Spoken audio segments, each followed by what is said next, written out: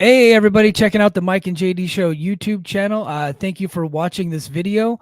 If you could do me a huge favor and hit that like button, make sure you're a subscriber, and also comment on this video and help us defeat the algorithm. I would greatly appreciate it. And while you're at it, if you like this video, head over to patreon.com/the Mike and JD Show and become a Patreon subscriber today, where you will get this audio immediately as soon as it's done recorded, way ahead of everybody else. And then, of course, it will be ad free.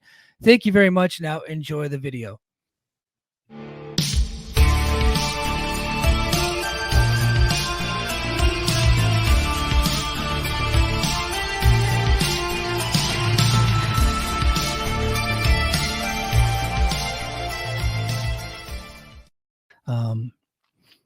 Next. Sorry, this might end up being a quick podcast, guys, but there was only a few stories. Next, Trent Seven, former WWE NXT United Kingdom Tag Team Champion with, I believe it was Tyler Bate was his tag team partner. They're in Mustache Mountain. Trent Seven, he debuted. I think this is his Impact debut. I don't think he's ever been in Impact. Somebody might be able to correct me on that. But he debuted with Impact. He was the special surprise tag team partner for Speedball Bailey, because Speedball was about to take on Trey Miguel, but Miguel brought Wentz out and they did the attack. Miguel and Wentz attacked ABC earlier in the night, and so instead of having Miguel versus Speedball one-on-one, Santino Marella made it a tag team match, and then he had a surprise tag team partner, and it turned out it was Trent Seven. After the match was over, I'm going to get into the recap of the show. After the match was over, Scott D'Amore showed up and signed Trent Seven to a deal there. So yeah, he's a good wrestler. He's popular in the UK. He's got some WWE exposure to him. He's very slovenly and unkept. Like, he doesn't work out, and you can tell he's like a skinny guy that's fat. But he makes it work for like his body type works for him. I mean, it's tough. If he were like 6'4", people would take him a bit more seriously, but he's like 5'6" and out of shape, but he's a good wrestler and people like him. He's got some charisma too. So I think this is a good pickup for TNA. It's not a needle moving pickup. It's not really anything that's going to get them any notoriety, like a ton of fanfare. He's a very mid-card average wrestler. But like I said, he's got some charisma and he's popular in the UK. And I think that TNA really wants to go back to the UK this year and do bigger business than they did last year. So, and he's a guy that can help with that. Grizzly Young Vets can help with that. Also, those guys were a pretty big deal over there. So I think it's smart to sign some of these UK guys, because UK was once a stronghold for TNA, and I think it could be a stronghold again if they get enough good, UK talent on full-time deals. But yeah, I like the signing. Should be fun to see Trent Seven. I wonder if they're going to put him in a tag team with Speedball at first. That's what it looked like based on the results. So we'll see how that works. And lastly, we got two more. David Penzer. It was actually announced by Joel Pearl. Joel Pearl of Fightful was actually in the audience. And after the show was over, Scott D'Amore announced that Dave Penzer was finishing up with the company, and that and they gave him an award. They talk about his legacy and all that, and they did a nice little tribute to him, and they sent him on his way. So Dave Penzer, man, he's been with the current regime for I think since that TNA show that they did, the special TNA show where they brought him back and he was on commentary. I think he's been the ring announcer ever since then, because that was right before the pandemic, and he was like a pandemic hire. So he's been with the company since 2020. But before that, he was like the OG TNA ring announcer. Him and Borash split duties for a long time. And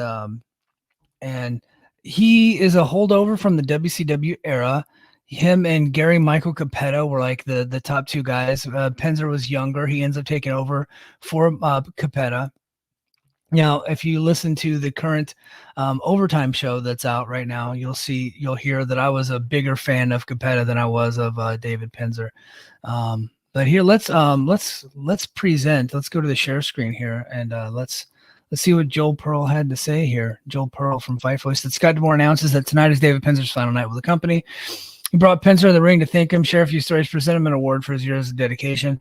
But Penzer said he isn't retiring. He wishes everyone the best and thanks everyone for the last 3 years with Impact. So, yeah, I wonder what's next for him. I don't see another wrestling promotion picking him up.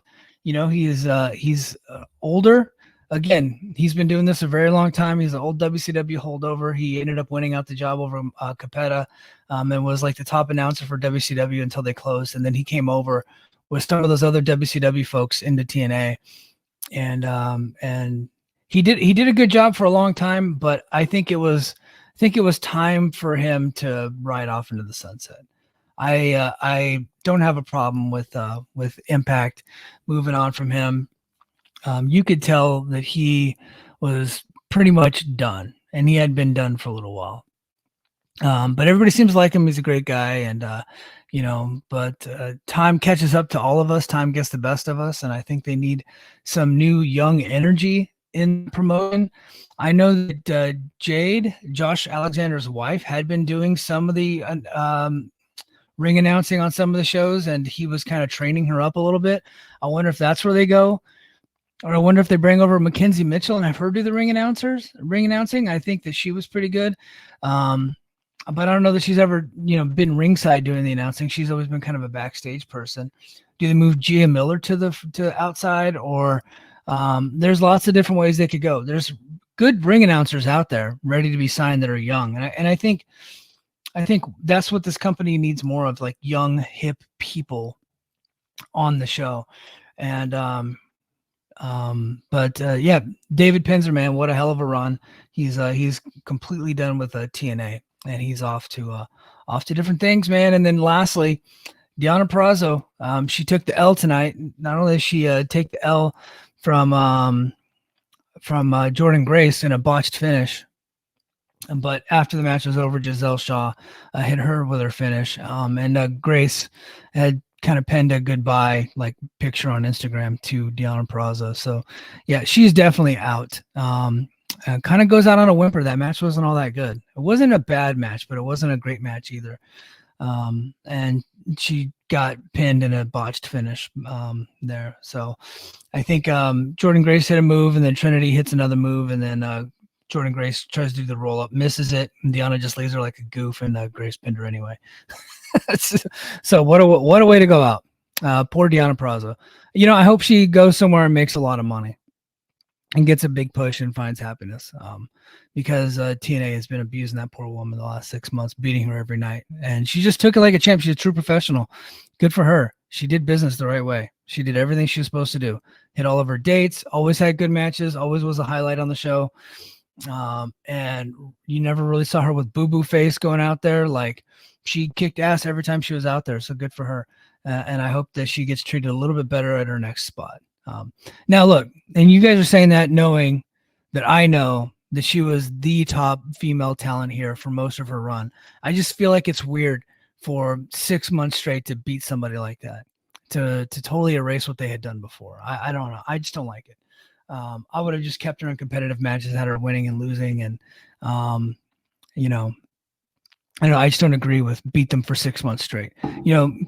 A couple matches in a row before they're out. Yeah, sure. But not 6 months worth of losses. That's ridiculous. Like, I knew 6 months ago she was leaving, and I think we all did too. Some of us tried to deny it. Some of us tried to, do some type of reasoning. Like, oh, well, maybe this, maybe this. She was gone the whole time. She was never coming back. And TNA knew, and that's why they beat her so bad. That's all there is to it. But good for her. She had a good run here. Hopefully she gets a big payday wherever she goes next.